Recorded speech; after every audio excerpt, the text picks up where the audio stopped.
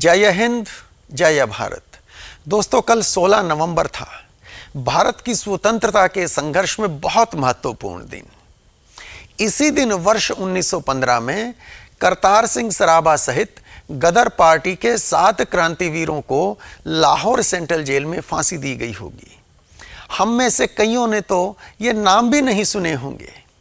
कोई बात नहीं, अभी बताते हैं। दोस्तों, गदर पार्टी का गठन हुआ था 21 अप्रैल 1913 को अमेरिका की ओरेगन स्टेट के शहर एस्टोरिया में। बाबा सोहन सिंह भकना और सेक्रेटरी थे लाला हरदयाल।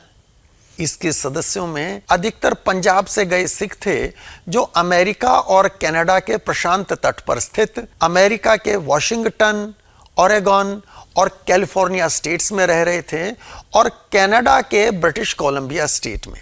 ये लोग वहां खेतों में मजदूरी करते थे, आरा मिलों में मजदूरी करते थे, रेलवे लाइन बिछाने वाली कंपनियों में, जंगल काटने वाली कंपनियों में मजदूरी करते थे। बहुत कम पढ़े लिखे थे, पर भारत माता के प्रति देश प्रेम इनमें कूट कूट कर भरा था। हालांकि इनमें से कईयों ने अपनी मेहनत से खूब डॉलर भी कमाए और ठेके पर जमीन लेकर खेती करने लगे थे, और कुछ ने तो आरा मिल भी खरीद ली थी। गदर पार्टी के कोषाध्यक्ष थे पंडित कांशीराम। इन्होंने भी ओरेगन स्टेट के पोर्टलैंड शहर में एक आरा मिल खरीद ली थी। जुलाई 1914 में प्रथम विश्व युद्ध शुरू होने पर ये अपनी नौकरियां छोड़ छाड़ कर भारत के लिए निकल पड़े थे, ताकि सशस्त्र क्रांति के द्वारा अपने देश को आज़ाद करा सकें।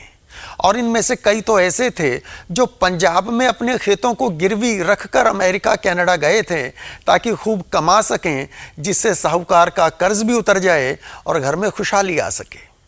आज भी तो कितने युवा ऐसा कर रहे हैं, जमीनें बेचकर या कर्ज लेकर, बल्कि गैर कानूनी तरीके से डोंकी लगाकर उन देशों में जा रहे हैं। कितने तो बर्बाद हो गए इस चक्कर में। लेकिन गदर पार्टी बनाने वाले ये मतवाले अपने व्यक्तिगत भविष्य के सुनहरे सपनों को तिलांजलि देकर साहूकारों के कर्ज को भूलकर मातृभूमि का कर्ज उतारने के लिए भारत लौट कर आए थे। और एक बात और मैं बताऊं, सिर्फ यही नहीं, गदर पार्टी में कुछ स्टूडेंट्स भी थे जो हायर एजुकेशन के लिए अमेरिका गए हुए थे। वे भी इनके साथ आए थे। और भारत में ये सब क्रांतिकारी जब पहुंचे तो कई तो इनमें से भारत की धरती पर कदम रखते ही गिरफ्तार कर लिए गए थे, जिनमें पार्टी के अध्यक्ष बाबा सोहन सिंह भकना भी शामिल थे। पर जो बच सके, उन्होंने संगठित होकर भारत में सशस्त्र क्रांति का प्रयास किया था। ब्रिटिश इंडियन आर्मी की 1 दर्जन से अधिक छावनियों में जाकर वहां भारतीय जवानों को भी विद्रोह के लिए मनाने की कोशिश की। 21 फरवरी 1915 का दिन इन्होंने क्रांति के लिए निश्चित किया था। लेकिन कृपाल सिंह नाम का एक व्यक्ति, जो अंग्रेजों का जासूस था, वो क्रांतिकारी बनकर गदर पार्टी में शामिल हो गया था और उसने पार्टी की महत्वपूर्ण जानकारी पुलिस को दे दी थी। उसकी और उसके जैसे कुछ और गद्दारों की गद्दारी के कारण ये मतवाले उस समय भारत को स्वतंत्र नहीं करा सके। पर दोस्तों, इनका बलिदान व्यर्थ नहीं गया, बल्कि अगली पीढ़ी के क्रांतिकारियों को संघर्ष और बलिदान के लिए प्रेरित किया। और ऐसा ही होता है, जब हम किसी पत्थर को तोड़ते हैं तो एक नहीं, अनेक बार हथौड़े से प्रहार करना पड़ता है। प्रत्येक चोट उस पत्थर को कुछ कमजोर करती है, और निरंतर पड़ते रहने वाली चोटों से पत्थर इतना कमजोर हो जाता है कि फिर एक और चोट लगते ही टुकड़े टुकड़े हो जाता है। ऐसे में पत्थर तोड़ने का श्रेय केवल अंतिम चोट को नहीं दिया जा सकता, बल्कि प्रत्येक चोट का महत्व होता है।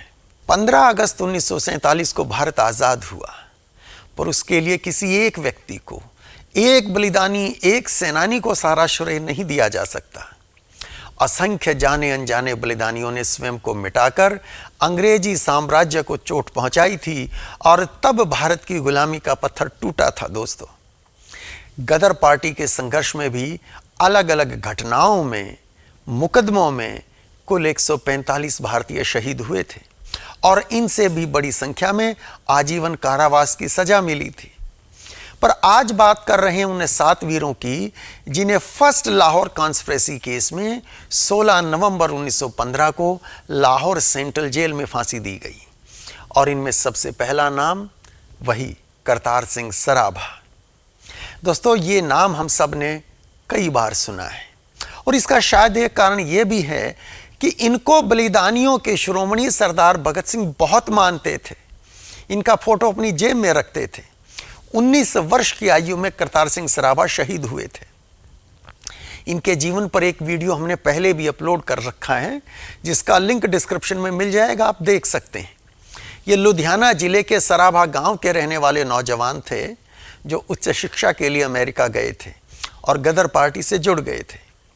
गदर नाम से ये लोग अमेरिका में अखबार भी छापते थे, जो सिर्फ अमेरिका में ही नहीं बल्कि दुनिया भर में पहुंचता था और भारतीयों को अपने देश की आज़ादी के लिए लड़ने की प्रेरणा देता था। अमेरिका से भारत में भी आता था। करतार सिंह सराभा की अखबार के छापने में बड़ी भूमिका थी, बल्कि पंजाबी संस्करण तो वे ही अनुवादित करते थे। इतना ही नहीं, इन्होंने अमेरिका में हवाई जहाज उड़ाने और उसे रिपेयर करने का भी प्रशिक्षण लिया था, जिसके पीछे गदर पार्टी की सोच थी कि आने वाले समय में वायुसेना की भी जरूरत होगी। दोस्तों, करतार सिंह सराभा अंग्रेजों से बचकर भारत पहुंचने में कामयाब रहे थे और क्रांति के लिए दिन रात एक कर दिया था। पर 2 मार्च 1915 को सरगोधा में साथी क्रांतिकारी जगत सिंह सुरसिंह और हरनाम सिंह टुंडीलात के साथ ये गिरफ्तार कर लिए गए। उस समय ये तीनों राजेंद्र सिंह नाम के एक पेंशन प्राप्त सिपाही के घर पर थे, जो जगत सिंह सुरसिंह का दोस्त था और उसने इन्हें बंदूकें देने का वायदा किया था। पर उस गद्दार ने पुलिस को इनके बारे में सूचना देकर तीनों को गिरफ्तार करवा दिया था। 16 नवंबर 1915 को ही लाहौर सेंट्रल जेल में हंसते हंसते फांसी चढ़ने वाले दूसरे क्रांतिकारी थे विष्णु गणेश पिंगले। ये महाराष्ट्र में पुणे के निकट ताले गांव के रहने वाले थे और 9 भाई बहनों में सबसे छोटे थे। दोस्तों, पिंगले भी हायर एजुकेशन के लिए अमेरिका गए थे और यूनिवर्सिटी ऑफ कैलिफोर्निया बर्कले में मैकेनिकल इंजीनियरिंग के स्टूडेंट थे। ये यूनिवर्सिटी ऑफ ऑरेगन के भी स्टूडेंट रहे, पर पढ़ाई लिखाई छोड़कर सैन फ्रांसिस्को में गदर पार्टी के मुख्यालय युगांतर आश्रम आ गए और करतार सिंह सराभा की ही तरह गदर अखबार के छापने और उसको जगह जगह भिजवाने में योगदान दे रहे थे। इनके साथ कुछ और भारतीय छात्र भी थे जो इस काम में लगे थे, जैसे पांडुरंग खान खोजे, दर्शी चंचैया, जतेंद्र नाथ लाहिड़ी आदि। विष्णु गणेश पिंगले भी दोस्तों क्रांति की पुकार पर अमेरिका छोड़कर भारत के लिए निकल पड़े थे और नवंबर 1914 में भारत पहुंचे थे। ये भी पुलिस की पकड़ से दूर थे और गदर पार्टी के काम को आगे बढ़ाने में बड़ा महत्वपूर्ण योगदान दे रहे थे। रास बिहारी बोस, शचीन्द्रनाथ सान्याल और वीर बलिदानी बागा जतिन जैसे सुविख्यात क्रांतिकारियों के साथ गदर पार्टी के सदस्यों का संपर्क करवाने में इनकी बड़ी भूमिका रही। विष्णु गणेश पिंगले निरंतर घूम घूम कर क्रांति की तैयारी कर रहे थे। वे कभी बंगाली का वेश धारण कर लेते, श्यामलाल बन जाते, कभी पंजाबी बनते गणपत सिंह के नाम से। ये महाराष्ट्र से थे, पर पंजाब, संयुक्त प्रांत, बंगाल आदि जगह जगह भाग रहे थे। खैर, 21 फरवरी 1915 को क्रांति सफल नहीं हो सकी थी। करतार सिंह सराभा सहित बड़ी संख्या में क्रांतिकारी गिरफ्तार हो गए थे, पर पिंगले ने तब भी हार नहीं मानी थी। ये मेरठ छावनी में भारतीय सैनिकों को क्रांति के लिए खड़ा करने में लगे थे, पर हुआ वहां भी वही। असल में होता क्या है ना, अपने देश में एक पृथ्वीराज चौहान जन्म लेता है तो एक जयचंद भी आ जाता है, एक सिराजुद्दौला आता है तो साथ ही कोई मीर जाफर भी पैदा हो जाता है।